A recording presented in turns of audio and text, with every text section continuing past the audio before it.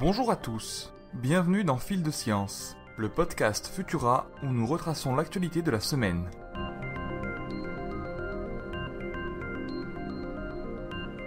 Parvenez-vous à imaginer votre vie sans Internet ? Assurément non. Le bon fonctionnement de nos sociétés est complètement dépendant de cette superbe technologie. Si elle est connue pour être extrêmement résiliente, le risque de l'avoir s'endommager n'est pas nul. Et si une telle chose arrive, le coupable serait très certainement une tempête solaire. Ce phénomène se produit lorsque le champ magnétique qui entoure la Terre ne parvient plus à contenir l'ensemble des particules chargées formant un vent qui souffle constamment en dehors de notre atmosphère. Ce dernier s'infiltre alors par les pôles terrestres et fait peser une lourde menace sur l'intégrité d'Internet. La dernière tempête de ce type remonte à 1859 et des chercheurs estiment sa probabilité de survenue entre 1,6 et 12% par décennie. Si elle survenait aujourd'hui, elle coûterait très cher à nos sociétés.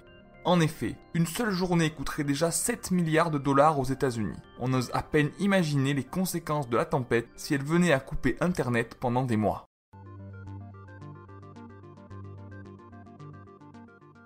Qu'ils soient ingrats ou de véritables pots de colle, nos chats nous intriguent en permanence, que ce soit par leur comportement ou leur apparence. Cette dernière était encore une énigme scientifique pour la recherche. Elle ne l'est plus vraiment depuis quelques semaines. En effet, des chercheurs ont réussi à identifier, sur des tissus fœtaux récoltés lors de stérilisation, des différences déjà observables en matière de rayures ou d'autres paramètres phénotypiques. L'analyse génétique a ensuite démontré que ces variations étaient déterminées par les différentes expressions du gène DKK4. Une explication qui ne concerne que les chats domestiques pour l'instant, étant donné l'échantillon étudié par les scientifiques, mais qui nous permet désormais de comprendre d'où nos compagnons tiennent leurs motifs.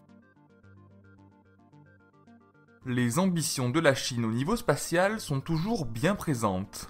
Le pays souhaite en effet construire une base spatiale de plus d'1 kilomètre de long afin de gérer à la fois l'utilisation future des ressources spatiales, l'exploration de l'univers et l'expérimentation d'une vie à long terme en orbite. Selon la NASA, une telle structure pourrait très bien voir le jour, en tout cas rien ne l'interdit sur le papier. Mais la construction n'est pas le plus gros obstacle à un tel projet. Manœuvrer un engin aussi grand et débourser les sommes nécessaires à sa réalisation, voilà les plus gros problèmes à surmonter.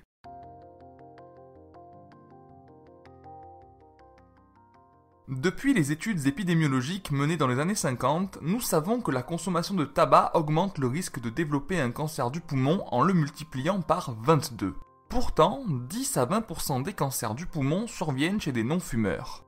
D'autres causes sont connues, comme le tabagisme passif, secondaire ou tertiaire, la pollution atmosphérique, l'amiante ou encore le radon. Mais des chercheurs ont voulu savoir ce qu'il se passait au niveau moléculaire. En comparant des cancers du poumon survenus chez des fumeurs et des non-fumeurs, ils sont arrivés à certaines conclusions. Les cancers non induits par le tabac ont une signature génétique radicalement différente. Aussi, celle-ci n'est pas la même pour tous les cancers du poumon et dépend des mutations ou du stress qu'ont subi les cellules au cours de la vie. La compréhension des mécanismes du cancer du poumon chez les non-fumeurs n'en est qu'à ses prémices, mais pourrait améliorer considérablement la prise en charge dans le futur.